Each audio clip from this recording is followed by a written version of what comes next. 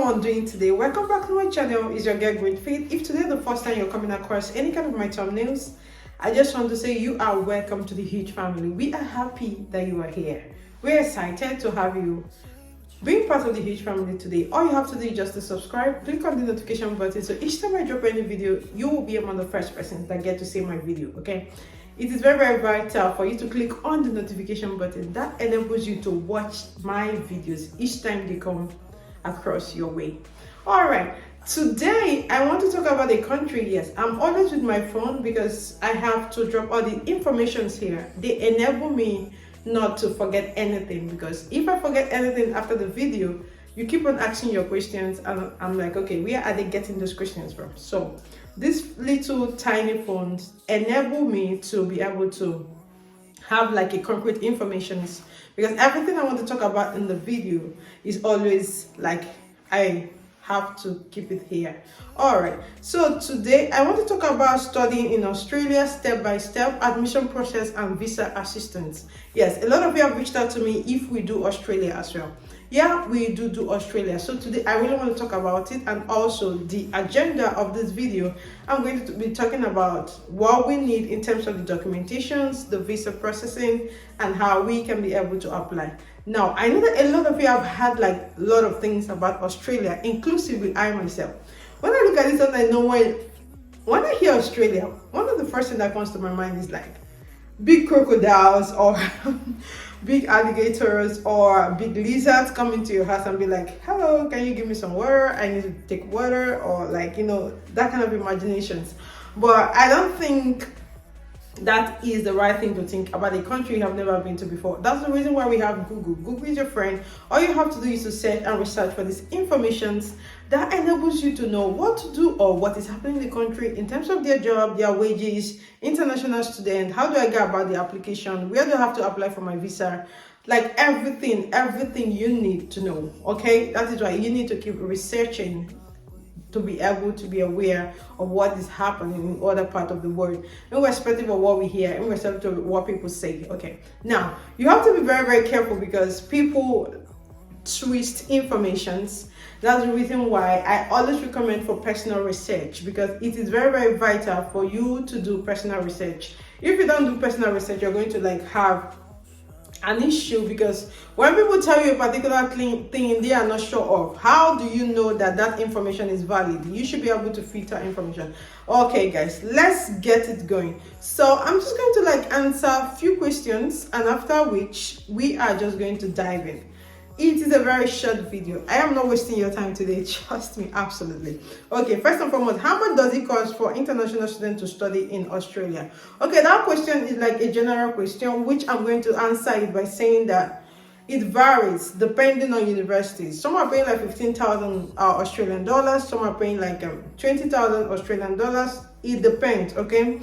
It depends on the discipline you choose. For example, if you're coming to Australia to study as a medical student, your tuition fee is going to be totally different from someone who is coming to study, let's say maybe mass communication or English philology or philosophy or name it, computer sciences. So it varies. So we cannot really say this is the exact amount, but we can just give you the range, which is within, let me say 21,000 Australian dollars, thereabout. All right, so it varies. Okay, is Australia cheap to study for international students? This is another question. Okay, luckily there are like number of universities in Australia that are cheap, okay, for you to be able to study.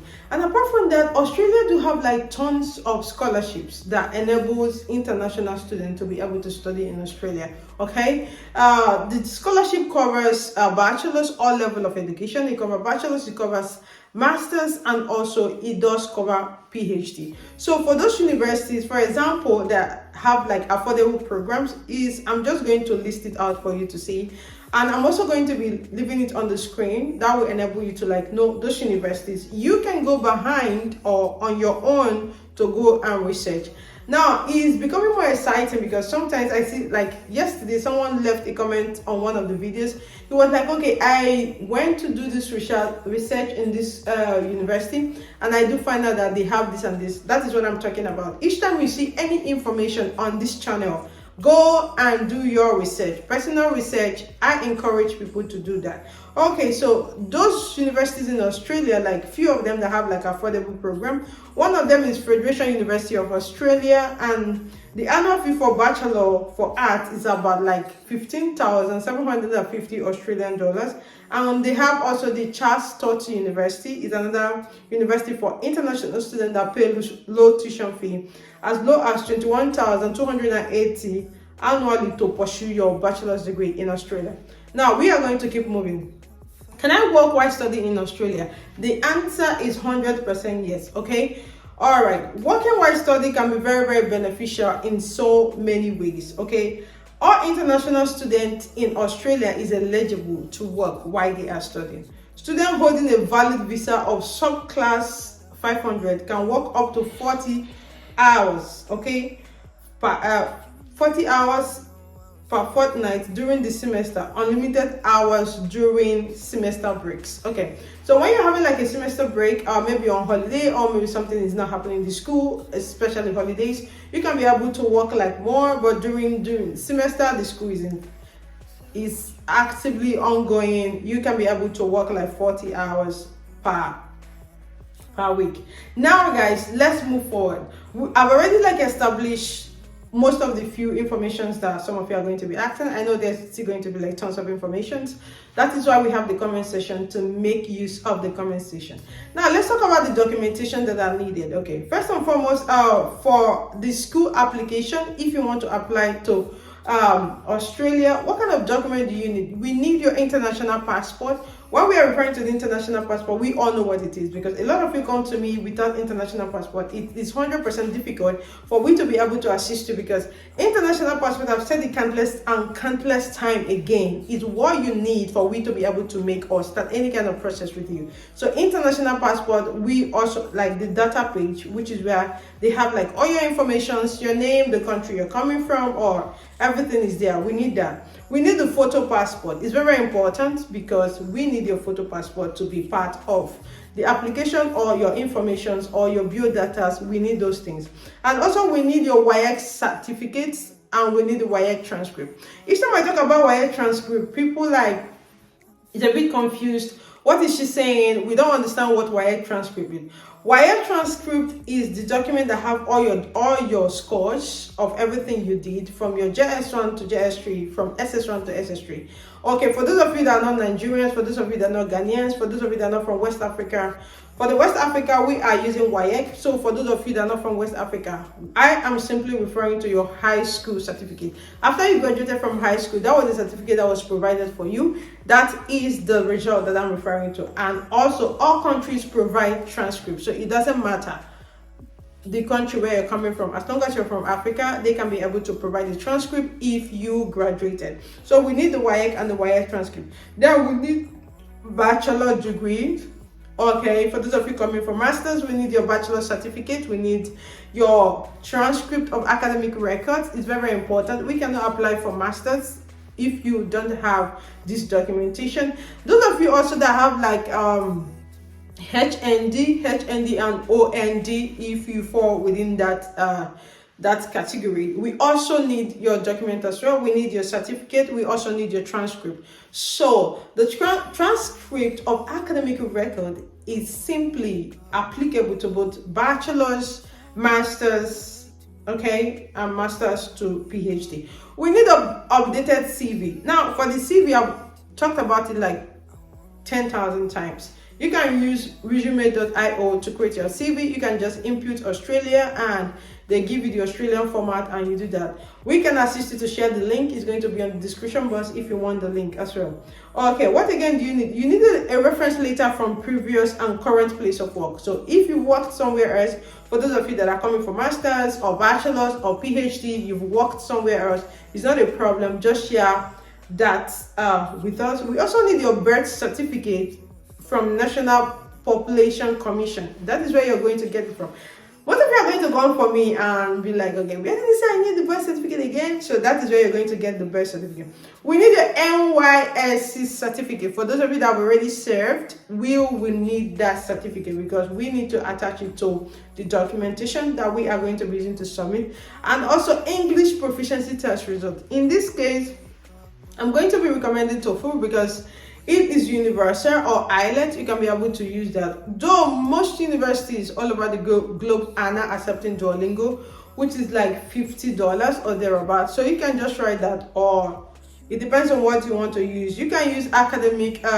Yes, the IELTS has to be academic, and also the PTE. You can use that as well. So academic transcript, I've talked about it. Statement of purpose. Statement of purpose is simply the motivational letter, which is one of the authentic, or should I say a very strong document that you need to stand out from other people. If you don't know how to write a motivational letter, we have a writer who is 100% exceptional. The reason why I'm saying that is that we have seen countless jobs that he has done for people, and all of them have been saying like good things. He has done countless jobs for me personally. So apart from relating to what other people have already said, I am talking about this like personal grants. You understand what I'm trying to say? So yes, so we can be able to assist you with the statement of purpose, which is also known as SOP, or admission or visa motivational letter. So that is what we are referring to as. Then English instruction letter from your university stating that you were taught in English. Okay guys, this is very, very important. I think if the university decide to accept this document that I just mentioned now, in most of the cases, they might not ask you to also provide the English proficiency test. So it's totally dependent on the university that is open as of the time you are starting this application.